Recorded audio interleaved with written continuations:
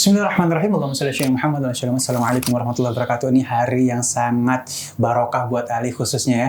Dan karena apa? Karena hari ini kita akan banyak belajar di rumahnya Ustadz Riza Muhammad dan istri. Assalamualaikum. Warahmatullahi wabarakatuh. Aduh, aku tuh kalau ngeliat Ustadz Riza kemesraannya bersama istri di Instagram, masak bareng, nyuci bareng.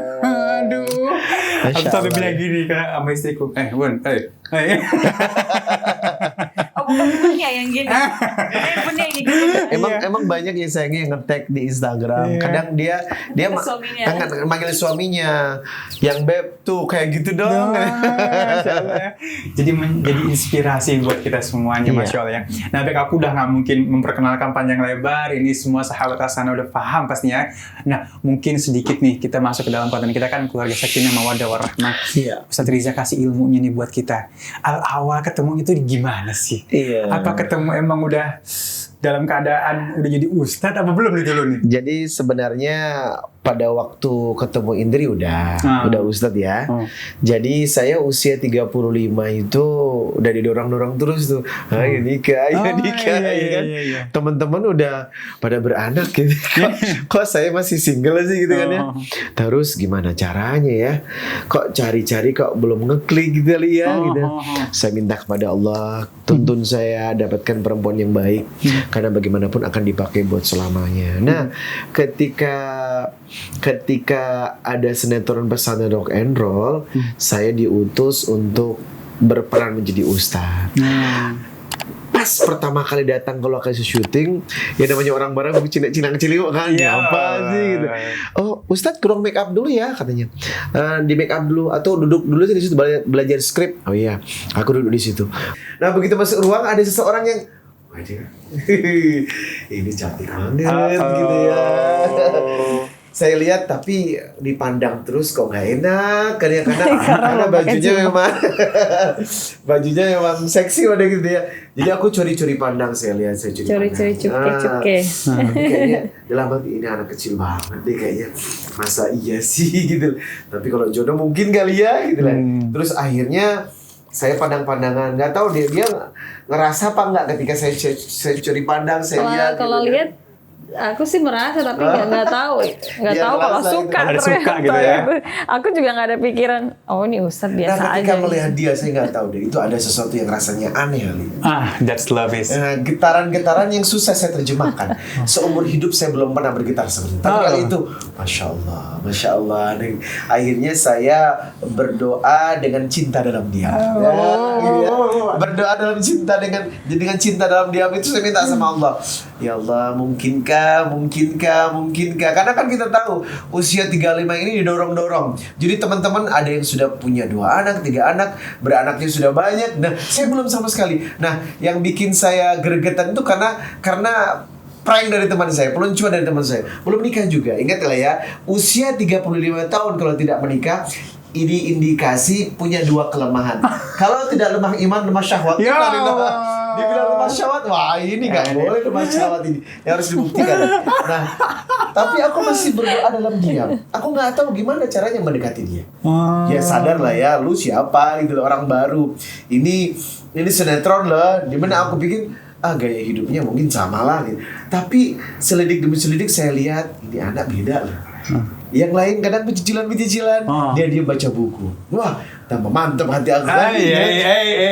Tiap ketemu dia santun banget. Ini kok beda banget sih kan. Wah, Masya Allah. Saya berdoa lagi sama Allah, kalau memang ada kesempatan, tolong dong ya Allah dengan dia gitu. Dengan dia aja gitu. Nah, akhirnya saya yakin karena doa itu adalah kekuatan. Nah, nggak tahu Ustazah Lulu ya, Lulu Susanti datang, Ustaz mau nikah? Ya iya Neng, masa gak nikah? Dia kan ngomongnya belak-belakan. Nih ada nih aku punya gitu. Tapi tolong jaga banget karena dia kebanggaan saya. Insya Allah Neng. Nah kalau Ustaz dengan ini nih, jangan bikin dia kecewa, jangan bikin dia menangis. Insya Allah. Siapa ini Neng? Nah kalau dengan, iya siapa dulu? Siapa dulu? Adalah Ustaz tahu kok di sekitaran kita, ada di sini kok orangnya. Iya siapa dulu Neng? Ustaz mau ketawa kan? Iya pengen tahu namanya dia, dengerin ya namanya Indri Giana. Oh my God, langsung der. Ini doa saya berarti doa dalam cinta dengan diam ini berarti dikabulkan. Allahu Akbar. Allah konekkan dengan dia kan, akhirnya Neng saya mau ta'aruf, gak mau pacaran. Iya paham, makanya saya kenalkan, saya percaya sama Ustadz bisa bimbing dia, bisa jadiin dia seseorang. Oke udah, ayo kita ta'aruf ya, ayo. Itu Neng waktu itu emang request sama ustazah untuk dikenalin atau gimana? Iya kayaknya, benar. Jadi request kan? Jadi itu Ustadz itu primadona di pesantren Cie. banyak yang ngomongin dia. Terus akhirnya aku yang tadinya Nggak perhatian? jadi pas pertama kali kita ketemu itu lama banget, meskipun satu sinetron tapi kita nggak pernah satu scene gitu loh. Jadi dia kan selalu di musola, Iya, kalau aku iya, di iya. ruang make up, Scene-nya jadi beda scene. jauh gitu kan. Jadi selama 3 bulan itu kita nggak pernah ketemu langsung, scene bareng nggak pernah. Jadi tuh orang pada penasaran, itu kalau udah dapet scene bareng sama Ustadz pada heboh semuanya. Oh. So, kenapa sih pada heboh banget sama Ustadz itu? Oh jadi di lapangan atmosfernya juga ada pada mendukung gitu ya? Iya gitu. Kru segala macam semua. Jadi setiap ada yang ketemu sama Ustadz, Ustadz itu masuk pipinya. Kok gini sih orang-orang? TV-nya dari Oh, sini. gitu. Oke deh, taruhan nih kita ya. Siapa yang bisa ketemu sama Ustadz duluan, siapa yang bisa dapat nomor teleponnya duluan, wah itu yang menang gitu. Oh. Terus akhirnya nggak lama 3 hari setelah itu aku dapet scene bareng. Karena aku emang orangnya suka nanya-nanya soal agama gitu kan. Kebetulan banget sama Ustadz ini. Nah mulai pas pertama ketemu itu deg-degan juga. Udah dapat. Ini kok nggak karuan ya gitu. Padahal cuma mau curhat aja gitu kan, mau curhati apa aja mau dicurhatin. Tapi ternyata waktunya nggak mendukung ya, Tuh. cuma sebentar kita Yang nanya scene-nya. nomor HP duluan siapa kamu ya? Tadinya aku mau banyak nanya kan, terus nggak dijawab kan sama Mbak ya karena nggak cukup kita waktunya. Minta nomor telepon kamu aja deh katanya gitu. Aku yang minta ya? Iya. Nah, ya, tujuannya tahu kan? Saya udah cari koneksan, gimana cara konek ke dia kan aku bingung. Jadi karena mumpung lagi ngobrol, kalau kamu mau banyak tanya, nomor kamu berapa Ci? Akhirnya kita tukeran WhatsApp kan, WhatsApp terus dari situ sering komunikasi. Tapi komunikasi sekedar agama aja, nggak ada yang lebih. Kamu tahu nggak ketika dapat nomor telepon dia, aku seneng banget Li. Ya Allah. Ya Allah, seneng banget ya. Aku dapat nomor HP dia, tapi nggak berani macam-macam. Iya, Gitu. masih connectingnya masalah agama ya nanya-nanya. Iya. Memang itulah wasilah jalan saya mendekati dia dari nomor HP itu. Nah Ustazah Lulu ini mintain apa gimana? Nah jadi itu karena udah pernah ketemu sama Ustadz, terus kok kayaknya chemistry-nya ini dapet. Terus aku nanya-nanya sama Ustazah Lulung, Ustazah itu Ustadznya usianya berapa sih? Emangnya kenapa? Katanya gitu. Udah nikah belum? Gitu.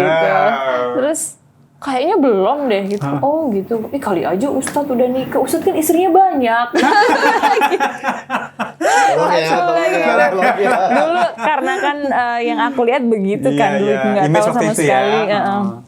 Mungkin ada tapi nggak dibawa. Enggak kok belum katanya gitu. Oh gitu. Aku mau deh jadi istrinya. Itu nggak ada pikiran apa-apa sama sekali. Jadi keceplosan aja ngomong kayak gitu. Oh my God.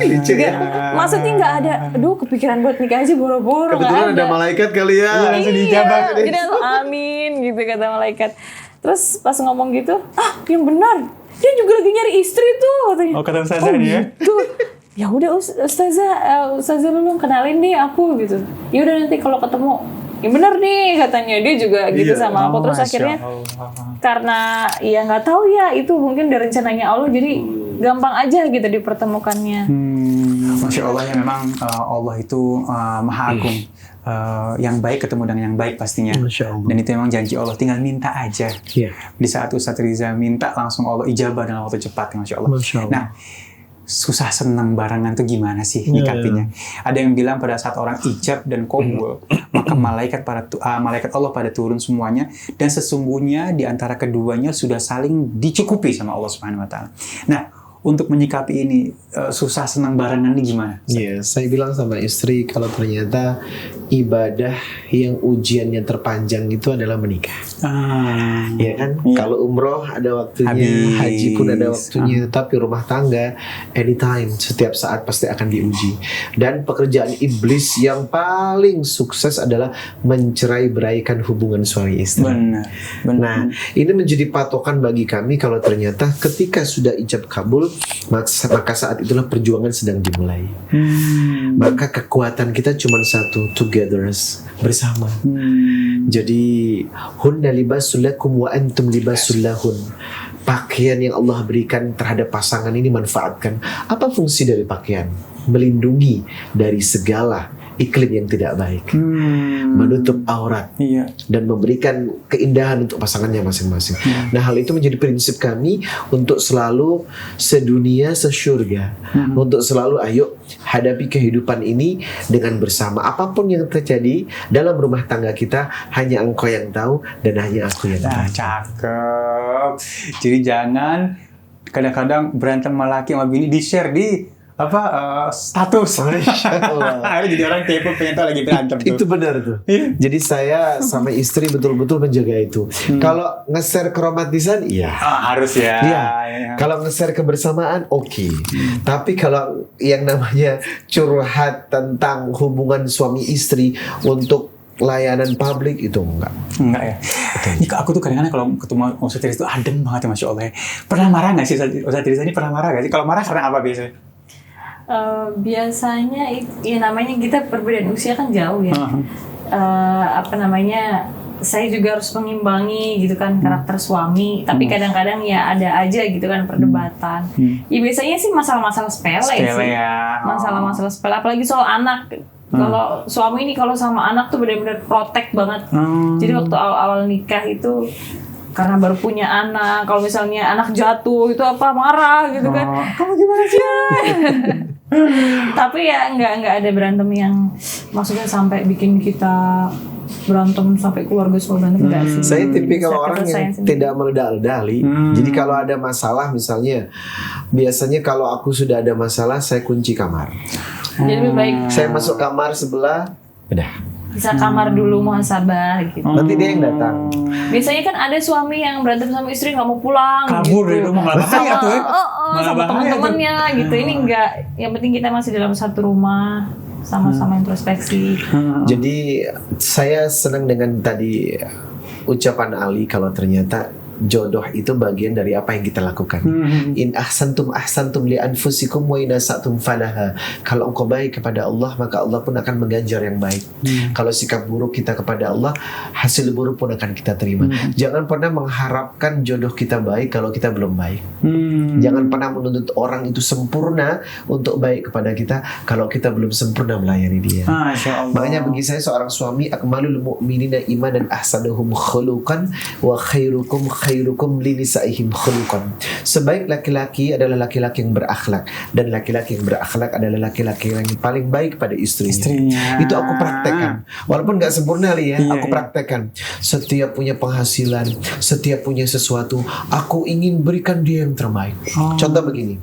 Ini mohon maaf, jangan dipelintir ya. Jadi sombong lagi. Biarin aja yang punya seuson, biarin aja. Aku ingin dia punya fasilitas yang bagus. Sayang, nanti kalau kamu punya anak, aku ingin kamu ketika di mobil kamu bisa nyaman. Jadi aku akan belikan mobil yang terbaik. Dan aku wujudkan itu. Kasih kamu mobil yang terbaik. Jadi siang jadi malam, malam jadi siang, aku buktikan kalau aku adalah laki-laki sejati yang ingin kamu bahagia. Termasuk punya rumah, Ali. Saya pengen aku desainkan kamu rumah yang bikin kamu nyaman, tidak malu, tidak rendah. Kamu pun tinggal di sana nyaman.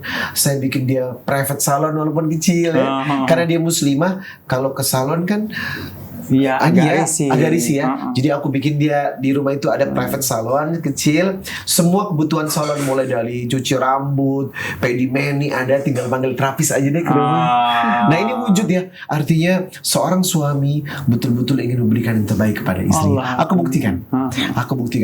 Aku bukan tipikal orang yang suka nongkrong. Tanya sama dia. Saya hampir di kamar mandi aja. Iya. Sama sama aku, malas juga kopi-kopi ya. Saya tidak pernah kemana-mana. Kerja pulang sama dia. Kemanapun saya menjaga waktu, memang quality time untuk istri ya. Jadi saya hampir tidak pernah kemana-mana tanpa dia. Kalaupun harus ketemu klien, ketemu orang, ketemu siapa, selalu bersama dia. Masya Allah. Nah ini yang membuat kami selalu percaya, karena apa yang saya lakukan betul-betul agar dia itu bahagia. Masya Allah. Tapi katanya kalau ngasih istri rezeki tambah terus ya?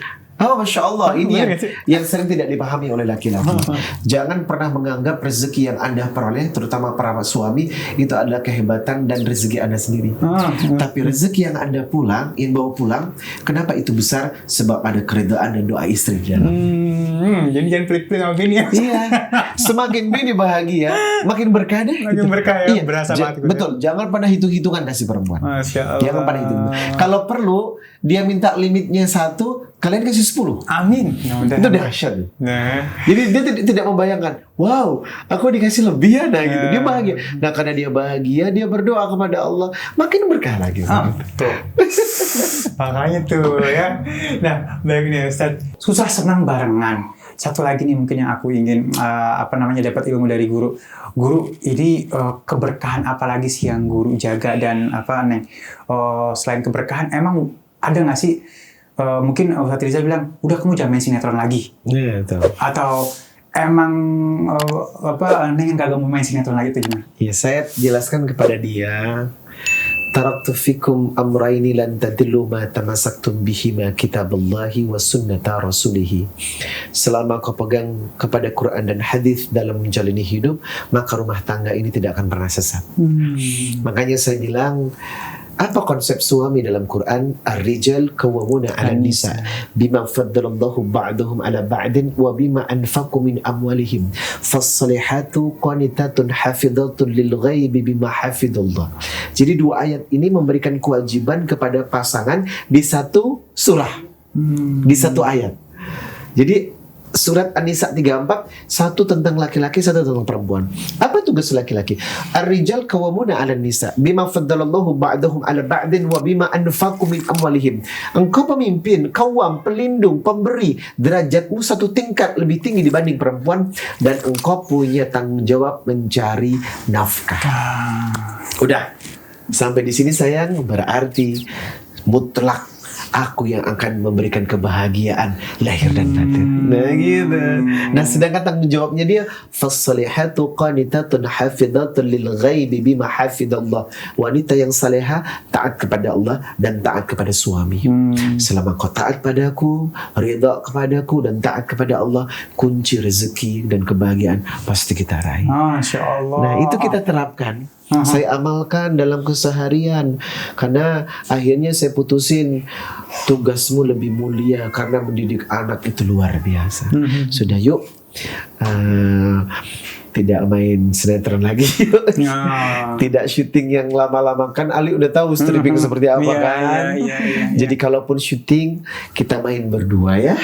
Masya Allah ya. Kita kerja bareng ya. Kalau sama yang lain enggak dulu deh.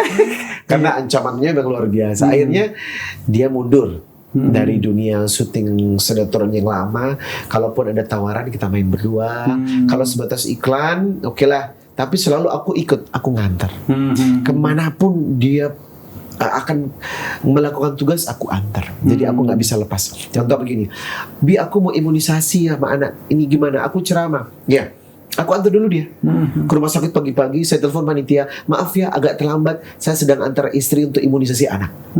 Habis itu langsung pergi ke tempat ceramah. Masya Allah. Jadi tetap mengutamakan istri ya. Ya, bagaimanapun. Jadi sudah berani bilang jangan main sinetron, tapi berani juga untuk bertanggung jawab. Betul. Ya. Nah, nggak apa-apa Neng, waktu dibilang nggak main sinetron ikhlas. Nggak apa-apa, karena sebelum nikah udah banyak dapat pandangan juga dari keluarga. Ini kamu menikah bukan sama artis loh, gitu. Kamu menikah nih sama ustadz, gitu. Harus siap nanti kalau seandainya nanti udah nggak main sinetron lagi, harus siap. Oh ya siap gitu kan, karena memang tujuannya menikah kan memang untuk membangun rumah tangga, gitu kan, kewajiban suami juga untuk menafkahi istri. Tapi ya sempat juga ada bosennya gitu kan. Namanya biasa acting kan. Pas kangen kadang, tuh kangen banget sih. Iya, kalau lihat apa namanya Teman-teman yang lain. teman-teman syuting, pengen syuting lagi deh gitu.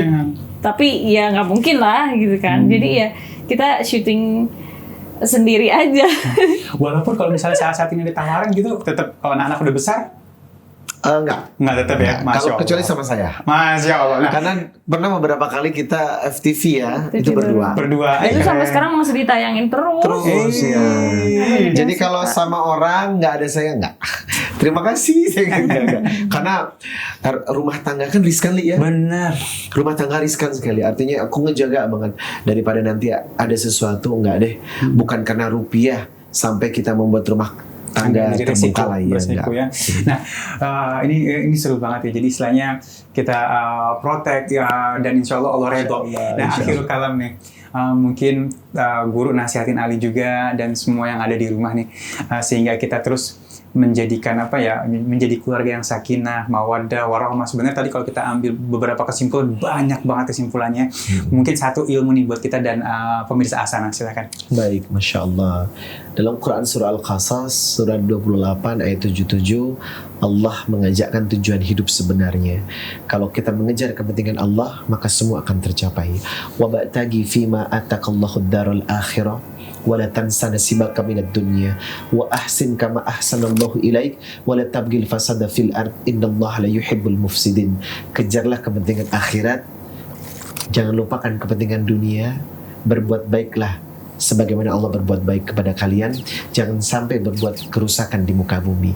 Selama kita mengejar Allah, selama kita mendahulukan Allah, semua kepentingan dunia termasuk menata keluarga pasti akan bahagia. Oh, Masya Allah. Terima kasih. Terima kasih banyak, Bang Ali. Semuanya ya Allah. Terima kasih juga pemirsa ya. Assalamualaikum warahmatullahi wabarakatuh. Insya Allah. Asana TV.